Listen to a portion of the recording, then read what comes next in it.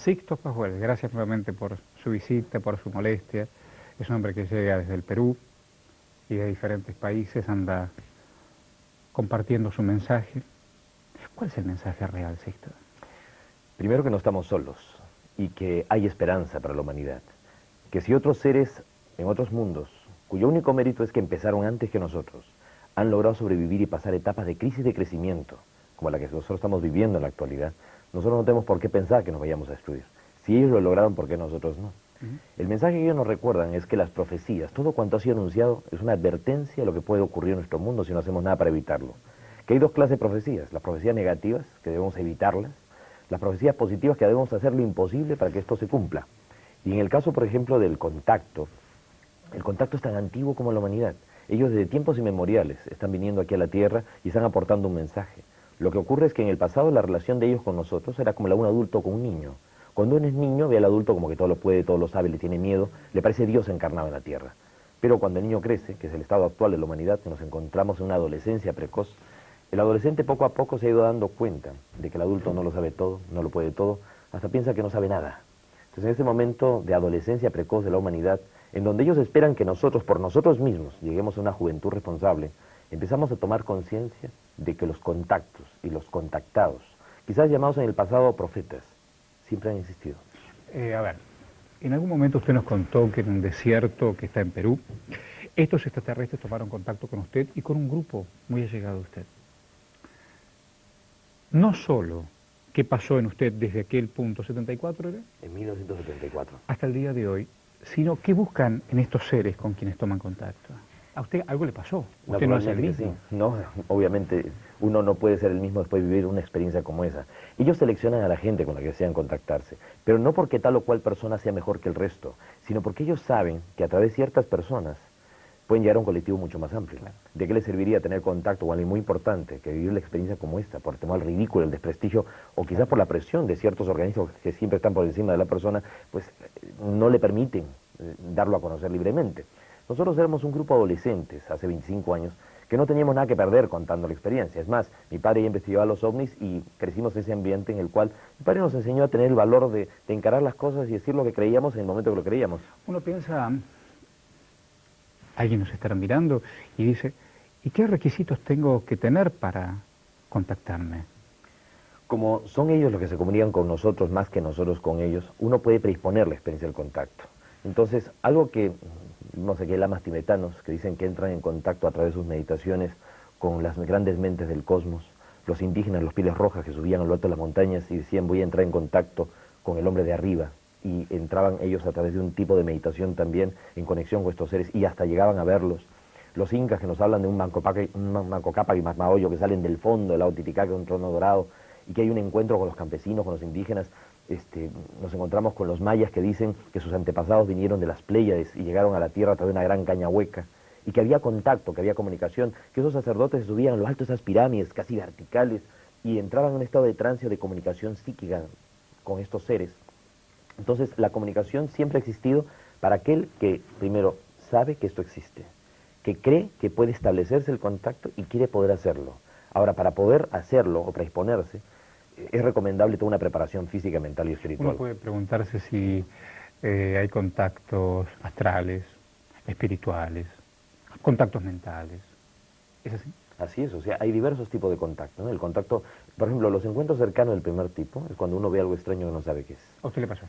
Sí, naturalmente. Y del segundo tipo es cuando de pronto uno está por la carretera y de pronto siente la necesidad de mirar por el retrovisor y ve a una luz extraña que lo está siguiendo, o de pronto está en su casa y siente la necesidad de subir al tejado de su casa y mirar en tal o cual dirección y ve un objeto haciendo evoluciones, una suerte de sintonía, una suerte de comunicación.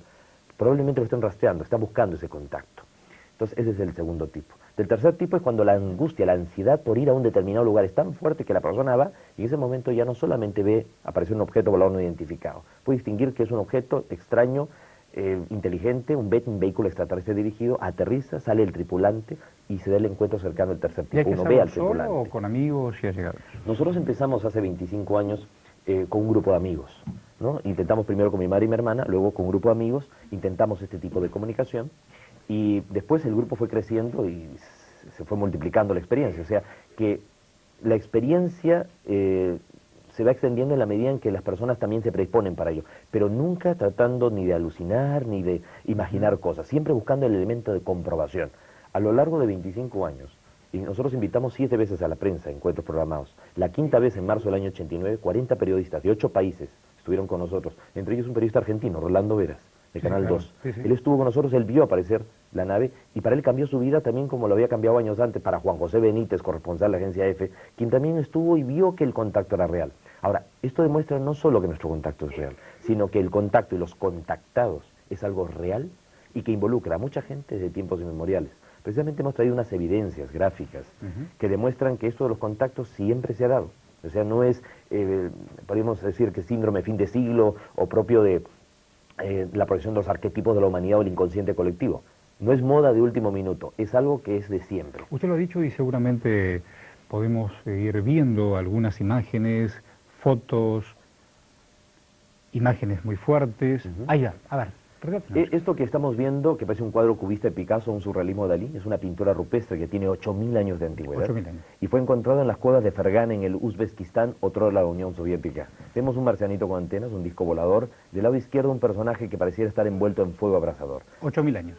Si viéramos la siguiente imagen en este momento, en ella vamos a ver nosotros una pintura rupestre que tiene 6.000 años de antigüedad, que se encuentra en las cuevas de Barzulandia, en el estado de Minas Gerais, en Brasil. Hace 6.000 años alguien pintó esto. Esto que parece un huevo frito, un sombrero mexicano, hace 6.000 años. Si lo comparamos con la siguiente ilustración que viene a continuación, una ilustración en la que vamos a ver nosotros un tapiz medieval del siglo XIV, el año 1300, vemos allí claramente en el fondo del tapiz el mismo objeto que hace 6.000 años alguien pintó en una pintura rupestre, lo vemos en un cuadro o un tapiz del año 1300, el siglo XIV. Ahora, ¿qué demuestra esto? Que estos seres se mueven a través del tiempo y el espacio, alta tecnología. Lo que hace poco nomás los científicos han descubierto a través de la física cuántica, la física de partículas, que los electrones que giran a través del núcleo, o sea, que giran alrededor del núcleo del átomo, algunos no describen la órbita completa, sino desaparece un extremo y aparece en el extremo opuesto. Encuentran una especie de atajo. En el universo habrían atajos, agujeros de gusano, agujeros, pliegues cósmicos, que no son necesariamente los agujeros negros, no son las estrellas que implosionan, sino simplemente una especie de vórtice que permite viajar a través del tiempo, el espacio. En la siguiente evidencia también gráfica, tenemos nosotros un cuadro, por ejemplo, del año 1350, de Masorino Panicale, el milagro de la nieve. Jesucristo, que a los 40 días de haber resucitado, ascendió al cielo en una nube, una nave, y María la Virgen, que también ascendió a los cielos en cuerpo y alma, ambos regresan en un gran círculo volador, una especie de gran nave nodriza, acompañados de un montón de objetos en forma de discos voladores. Realmente algo extraño, insólito, y que demuestra que en la Edad Media era tan frecuente el avistamiento de ovnis, que para los pintores del Renacimiento no les repugnaba para nada relacionar esos temas con escenas de la historia sagrada. Va a quedar una pregunta pendiente. Quedará una pausa en Zona Infinito. Los profetas, Cristo, Moisés, Mahoma, ¿eran seres extraterrestres? No, eran terrestres extra. Ya volvemos.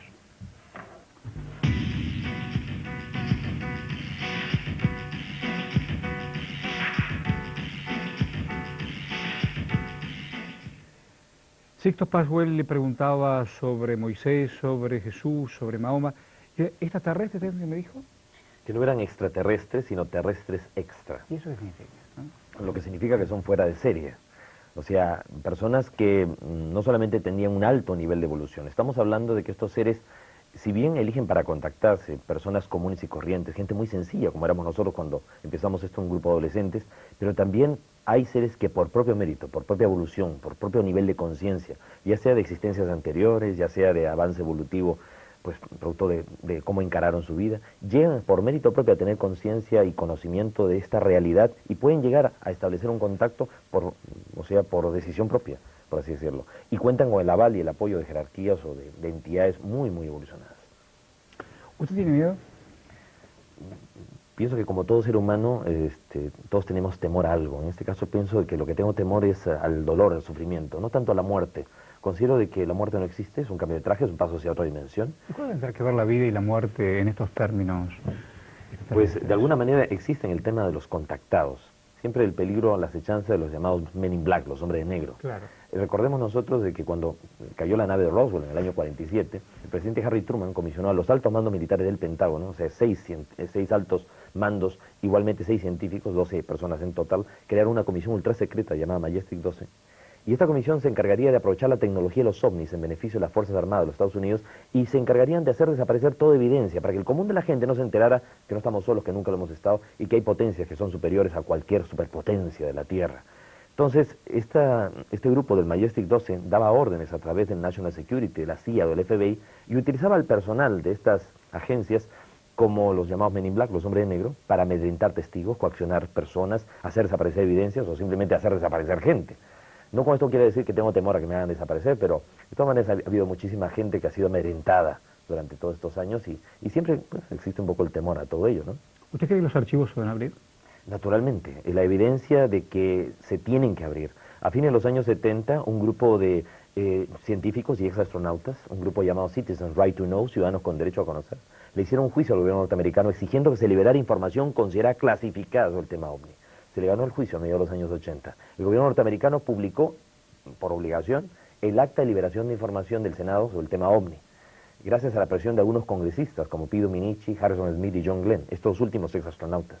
Entonces el gobierno norteamericano reconoció que tenía más de 9.000 archivos relacionados con el tema de los ovnis, pero que solamente se comprometía a liberar entre 700 y 1.100 documentos, todos ellos tachados naturalmente, tachada la fecha, tachada a quién iba dirigido, qué decía y quién lo firmaba.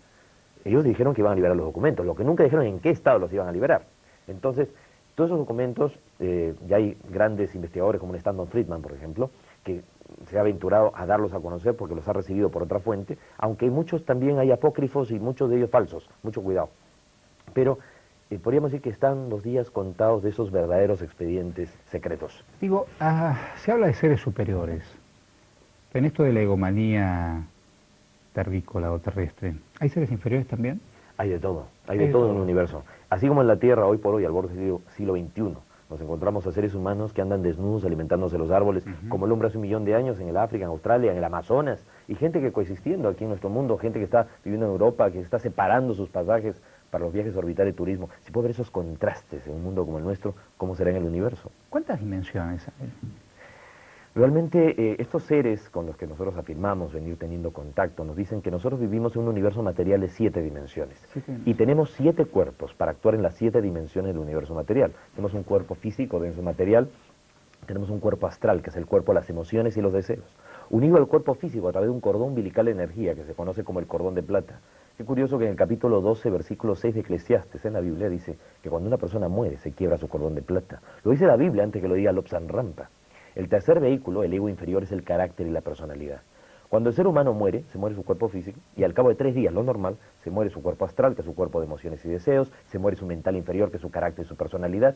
O sea, el ser humano es como un actor de una obra teatral. Terminada la obra, el actor se quita el maquillaje, se quita el vestuario, deja atrás la escenografía, el guión, y sale a la calle como actor, no como personaje. ¿Qué problema sería que terminada la obra, el actor siguiera creyéndose el personaje? ¿Y el que sale después de muerto, que es el alma? Naturalmente, lo que se marcha es el ego superior, el alma, que es el cuerpo de las, o sea, el acopio de las experiencias de todas nuestras existencias anteriores, el espíritu, que es la conciencia, y el séptimo vehículo, que es nuestra esencia. Entonces nosotros hacemos una especie de evaluación de lo que ha significado nuestra vida y nos preparamos para una nueva encarnación. Puede ser que a muchas personas le esté hiriendo en su susceptibilidad religiosa de pronto plantearse esto de la reencarnación, pero no hay involución. Recordemos que 2 personas no nacen en igualdad de condiciones. Uno nace hombre y otro nace mujer. Y todos no tienen las mismas oportunidades en la vida. Uno nace pobre, otro nace rico. Uno nace sano y otro nace enfermo. Uno tiene todas las oportunidades en la vida, otro no tuvo ninguna. Uno tuvo una larga vida y otro ni bien nació, se murió o no nació. Uno tuvo una hermosa familia y otro no la tuvo, mejor que ni lo hubiera tenido. Si 2 personas no nacen en igualdad de posibilidades y podríamos decir que no interviene la providencia, podríamos pensar que es injusto, indiferente. Pero Dios ni es indiferente ni es injusto. Todos tendríamos que pasar por todas las experiencias humanas para ir creciendo en conciencia. En una vida hacemos hombres, mujeres, en otras hacemos pobres, hacemos ricos, para aprender a ser solidarios unos con otros. Usted mencionó la palabra, una palabra, y a ver cómo encaja en todo este relato. Usted mencionó la palabra Dios. ¿Los extraterrestres tienen Dios? Naturalmente que sí, me atrevería a afirmar que la idea de Dios que nosotros manejamos en la actualidad es la que ellos nos han transmitido, pero no la idea de un Dios extraterrestre y de otro planeta, sino una fuerza incomprensible, inconmensurable, inabarcable, el inmanifestado. donde toda definición de Dios es una negación de Él. Como decía un científico aquí en la Tierra, si Dios no existiera habría que inventarlo, porque es lógico. Toda afirmación es una negación. Es que verdaderamente no se puede ni negar ni afirmar, simplemente es un hecho. O sea que hay un orden establecido, hay un origen, y como digo, ese origen mayormente es la presencia de ese Dios. A falta de una forma de definición mejor, hablamos de Dios, aunque es indefinible. ¿Y qué sería un jefe de una organización? Pienso de que hay todo un orden jerárquico. Hablamos hace un rato de 7 dimensiones, pero más allá de la 7ª dimensión, como en la música, una octava superior, hay un universo que es paralelo a este, que ya no es material, es mental. Los seres que proceden de allí ya no son extraterrestres, son ultraterrestres. Los verdaderos ángeles, arcángeles, tronos, principados, querubines, serafines, potestades y dominaciones provendrían de ese universo mental. Y serían esos seres realmente los que habrían creado el universo material. O sea, en nuestro mundo no habría sido creado directamente por Dios, sino que debajo de Dios habría todo un orden jerárquico de entidades que habrían tenido la responsabilidad de la creación de este universo material, que tampoco sería la única vez que han creado este universo material, habrían habido múltiples creaciones. Y más allá de ese universo mental con sus respectivas dimensiones, habría un tercer universo, que sería espiritual, o el origen de todo, que es eterno. Y en el autoconocimiento, ¿cómo me doy cuenta? Mayormente la comprensión en el camino espiritual no es gratuita, viene como parte del caminar, es como subir una montaña, uno no sabe qué hay detrás de ella sino hasta que no la sube. En la medida en que uno va avanzando en dirección hacia la montaña, uno tiene primero a la distancia la observación de la montaña completa, pero cuanto más cerca esté de la montaña, el horizonte se estrecha a tal punto que lo único que tiene delante es la pared de roca. Y cuando uno va subiendo, cada vez está más solo, cada vez es más peligroso, más razones para echarse atrás y menos para continuar hacia arriba. Pero siempre hay una que vale la pena, es que siempre estamos más cerca que al principio de coronar la cima. Y cuando uno llega arriba, se da cuenta de que no solamente la visión es fabulosa, que justificaba el esfuerzo de subir la montaña, sino que esa visión de 360 grados de la montaña completa y maravillosa, aunque a uno baje de la montaña, lo va a acompañar el resto de su vida. Y uno puede lograr tener su verdadera dimensión, eso de ser tan pequeño en un lugar tan alto, ¿no? Pues naturalmente en ese momento es cuando nos damos cuenta de que somos, aunque seamos una partícula, aunque seamos realmente una porción infinitamente pequeña, todo ese universo que contemplamos está dentro de nosotros. Cuando tomó contacto, o en el futuro contacto que usted imagina y a lo mejor espera, ¿qué le gustaría compartir de este planeta? Pues mayormente quisiera llegar al próximo contacto con ellos diciendo que realmente cada día hay más esperanza, que hemos podido realmente concientizar a la gente de que hay que empezar a creer en lo bueno que hay en el ser humano, que hay más bien que mal en el mundo, que el problema es que el mal está mejor publicitado nada más, y que verdaderamente el ser humano potencialmente es capaz de revertirlo todo. En este universo justamente de 7 dimensiones existen leyes universales. Una de ellas es el principio del mentalismo. Uno puede crear lo que cree. Si nosotros creemos que este mundo tiene esperanza y nos comprometemos con un cambio planetario, de tal manera que cada uno de nosotros sea agente de cambio y transformación, este mundo tendrá esperanza. Pero si por el contrario pensamos que esto no tiene solución y nos dejamos abatir por la enfermedad más contagiosa y más destructiva, peor que el SIDA o que el cáncer en la actualidad, que es el pesimismo, la depresión, la negatividad, estamos llevando al mundo hacia la autodestrucción. Y la tercera ley es el principio de vibración, es el poder de la palabra, la magia del verbo, la palabra es creadora. Estos seres extraterrestres no son mudos, ellos también pueden comunicarse. No solamente se comunican telepáticamente, la ventaja de la telepatía es que no solamente transmite ideas, también emociones. Uno siente lo que le están diciendo. No pasa como con nosotros que ni aún hablando el mismo idioma nos entendemos. Pero la ventaja es que ellos también hablan y ellos nos dicen que si fuéramos conscientes del poder de la palabra, hablaríamos menos y diríamos más, y no diríamos tanta tontería. Entonces, la palabra tiene tanto poder que en este momento podríamos aprovechar para decretar de que como que el amor es la única fuerza capaz de transformarlo todo, el amor como respeto, comprensión, tolerancia y perdón. Qué maravilla que en este momento esté hablando de pedir perdón y perdonarnos mutuamente. Es la única forma, pedirle perdón al planeta por todo lo que le hemos hecho y en este caso también aceptarnos tal como somos para empezar a cambiar y generar la reacción en cadena del gran cambio y la gran transformación, ¿no? Lo mejor para usted. Igualmente.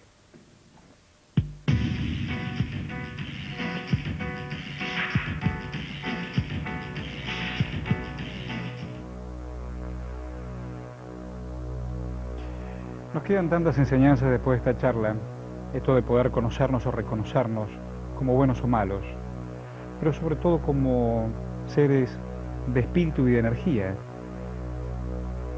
con contacto o sin contacto, en lo terrenal, no estaría nada mal que entre ustedes y nosotros, entre nosotros y ustedes, el contacto sea no una zona infinita. Ahí va.